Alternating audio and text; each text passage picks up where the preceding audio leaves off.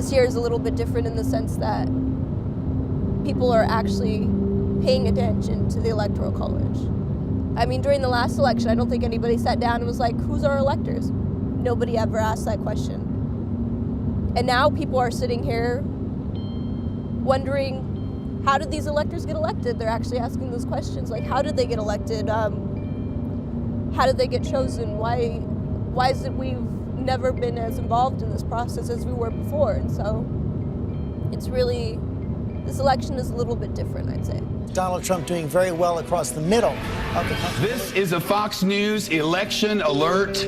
Donald Trump is the president of the United States. Hillary Clinton winning the popular vote and losing the election. This is the second time in 16 years that the person coming into the White House has lost the popular vote.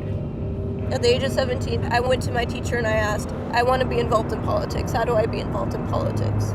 He told me one of the options is you become involved with the party. So it states the Electoral College will officially convene at noon in Olympia at the Washington State Capitol on Monday, December 19th.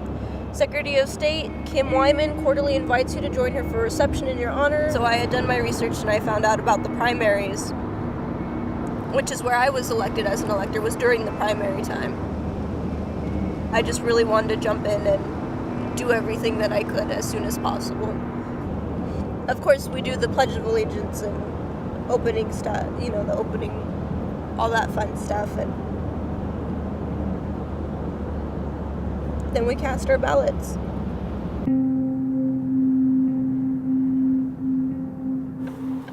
Are we parking in a separate area?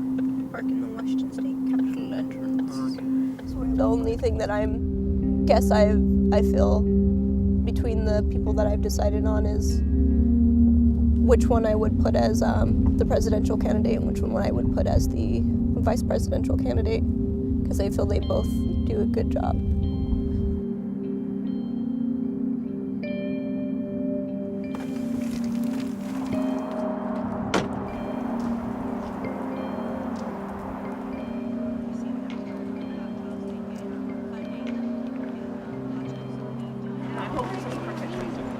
Yeah, thank you.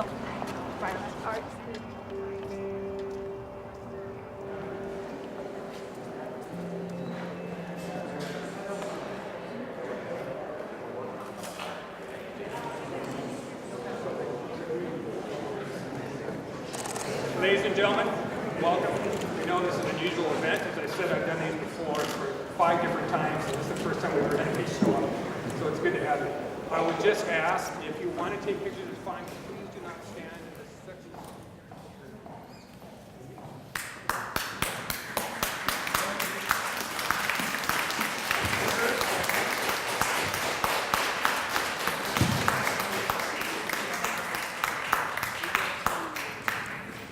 Well, good morning, everyone. Good morning. Okay, we're going to be formal. I won't ask you all to say good morning back. Governor Inslee, distinguished members of the Electoral College, and honored guests, I'm delighted to welcome you to the beautiful state reception room at the state capitol for this grand occasion. Well, the Electoral College is really the way we elect the President of the United States. I think sometimes there's confusion. People think when they vote for president that they're directly electing the president. And by the Constitution, that's not the case. Today, we are here gathering the Electoral College as we mark the culmination of our voting for president and vice president. Most people, when they're looking at their ballot, don't realize the fine print says that you're voting for the electors to nominate whichever candidates you want. And what that means is all those votes are counted on election night, and we certify the election. Okay, Amy Roback, thanks very much. Another state is coming in right now. This one for Hillary Clinton is the state of Washington, 12 electoral votes. Last voted Republican. And when that happens, it determines which slate of electors gets to go forward to the Electoral College. So those electors are actually picked in their state conventions by the political parties. The idea is they were elected by their political party to represent them and vote on their behalf in the Electoral College. The vote here was 54-38 for Secretary Clinton. So that means 12 electors today, elected by their party peers at convention, will actually elect the President of the United States. So the concept of the Electoral College really has its roots in the Constitution. And this came out of a compromise that the framers made when they were writing the Constitution, because some people wanted the president to be elected by Congress. And then on the other side, you had people that just said, oh, let's just do a direct election, a popular vote election, up or down. During the Revolutionary War, they had really negative experiences with mass politics or tyranny of the majority, right, where they thought that the publics were not well informed, and so the framers really wanted a representative democracy rather than a direct democracy. They wanted a political system where the public would have input, but the decisions that the government made ultimately would be distanced from the public. In the Electoral College, each state gets electors equal to the number of U.S. senators and representatives. So each state would have the number of electoral votes based on the number of members of Congress. In Washington State's case, we have 12 votes, so that's our 10 congressional district members and then our 2 senators. It was designed by the founders to incentivize the smaller populated states to join and remain in the Union. The framers set up the Electoral College to ensure the minority was not overrun by the majority. It guarantees that smaller states are not overrun by the larger states. When you look in the modern era at the Electoral College, if we didn't have it and just had a straight popular vote, the election would be won and lost by the East and West Coast, because that's where the population centers are. What's the incentive for the middle part of the country to even be involved in a presidential race?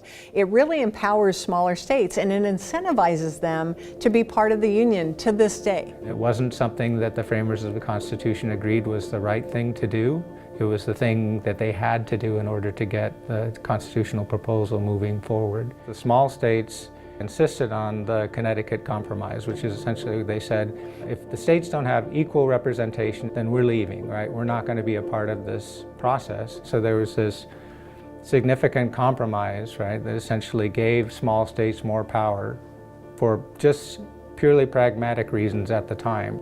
So if you're a citizen in Wyoming, your vote in the Electoral College is worth about 3.5 times the vote of a citizen from California, because every state is guaranteed 2 senators, right? And that translates where small states are overrepresented. Today, that's antithetical to our notions of democracy, right? A lot of people think that, the popular will should, determine what governments do. It's much like the U.S. Senate balances and is a check against the House in our Congress. They were trying to give small states power in nominating the president, but they also built a very similar mechanism in the United States Senate. If you think about it, Washington State has 2 senators, so does California. So when our senators go and vote on a bill, they have the same power as a state that represents millions and millions of people more than we have in Washington. So I think if we're going to have the conversation about changing the Electoral College, you're probably going to have that same conversation about changing the makeup of the U.S. Senate. Today, electors are meeting at their state capitals across the country at high noon, just like we're doing, and it takes 270 electoral votes to elect our next president and vice president. Many people are tuning into the whole idea of the Electoral College this year, possibly for the first time.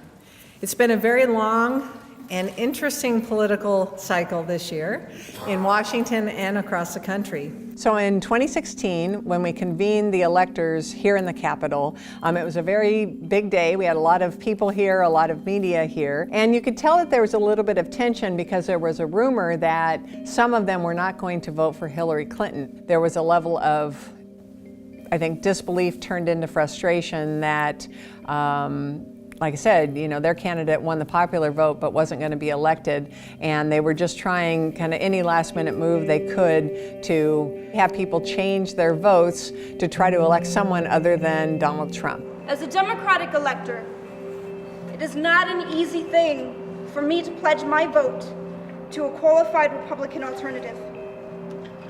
But as an American, I know that it is the right thing to do. At this point, it's about saving our country from being the most divided it's been since the Civil War. And we believe the only way to do that is with a Republican compromise candidate and unifying this country. What do you say to people who voted for either Trump or Clinton and then the electors nominate someone else who we haven't voted for. It's very clear in the Constitution the popular vote is not what elects presidents. The popular vote elects electors, like us, and then we are the people who elect presidents. Leading into the days of it, I kind of thought we could really have an outcome we've never seen before. All right. Now, in compliance with federal law, in front of you are the numbers of votes cast by the voters of the state of Washington. This certificate of ascertainment establishes that the Democratic Party candidates carried the state, and it is the Democratic Party's electors who should be present in the room today.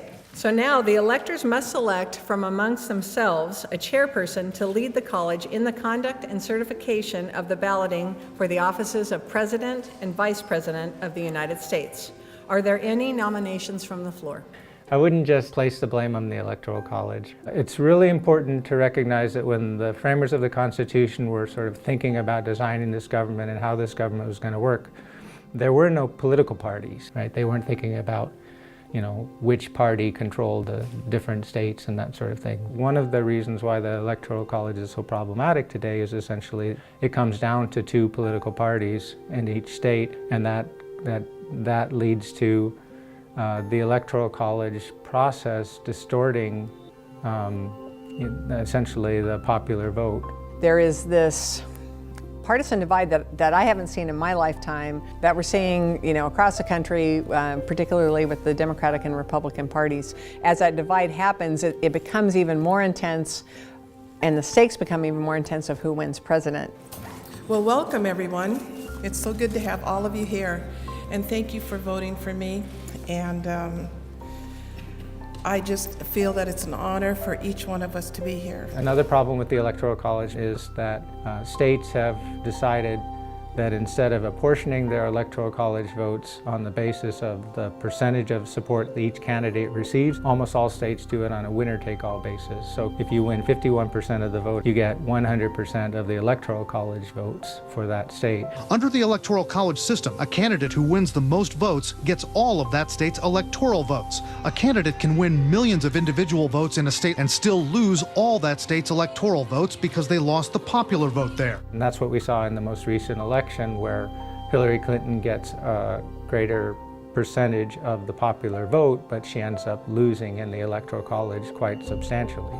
Very early on, people saw that this was a problem. In about 1830, James Madison actually proposed a constitutional amendment to prevent states from using winner-take-all, right? And so this winner-take-all system can really distort the process. I'm Julie Johnson. I'm a Lummi Indian. I'm the chair of the Native American Caucus Committee for the Washington State Democrats. And one of the things that's really changed in terms of what the framers intended, and maybe appropriately so, is 29 states now bind the electors. They say you have to vote as the citizens of the state decided, based on winner-take-all. And now I ask my fellow electors to take out the ballots for the office of the President of the United States. Please print your name and your choice for the President. Sign your name on the line below and we'll collect them. The first time we had faithless electors, is what they call them, somebody that gets nominated by their party and then doesn't actually vote the way that the people voted when they voted for president, was in 1976.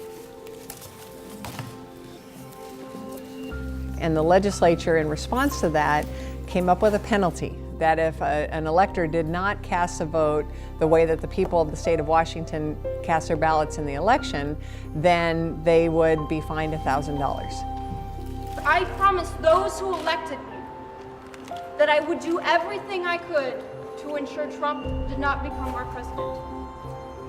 To keep this promise, I believe I must cast my vote for an alternative Republican.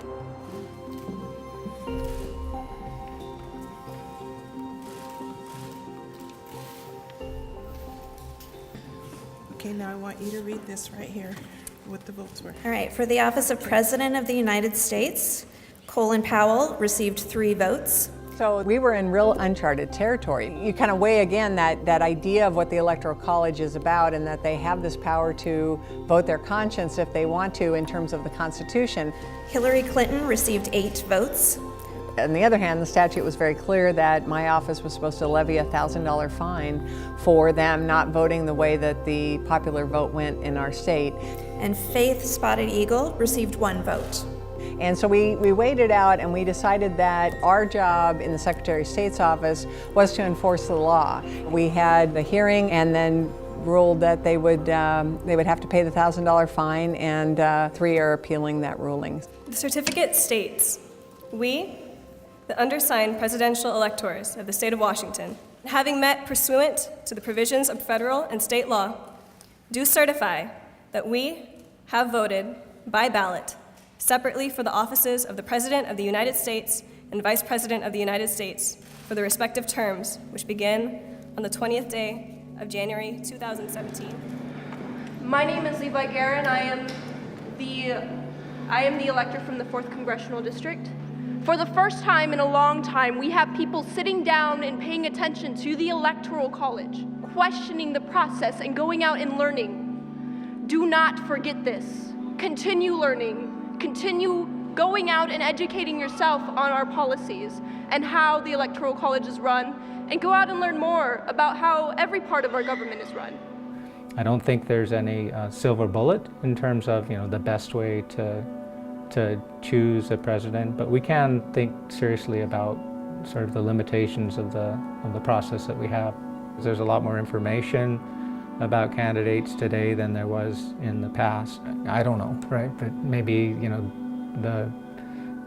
the need for the Electoral College isn't as great as it used to be. I think that this is the debate about the merits of the Electoral College, I think, was only fueled in 2016 and will continue in the years to come. And I still believe that it works, and it works exactly the way the framers intended it to. I think there are a lot of people that don't like it. The frustration that we saw at the end of 2016 and the resist movement and all of those things, and that's not going to go away. But at a fundamental level, I still believe that the cornerstones of democracy, which the Electoral College is one of them, I think is what really makes our democracy strong, and I think is really a good thing for the United States, even though it frustrates a lot of people.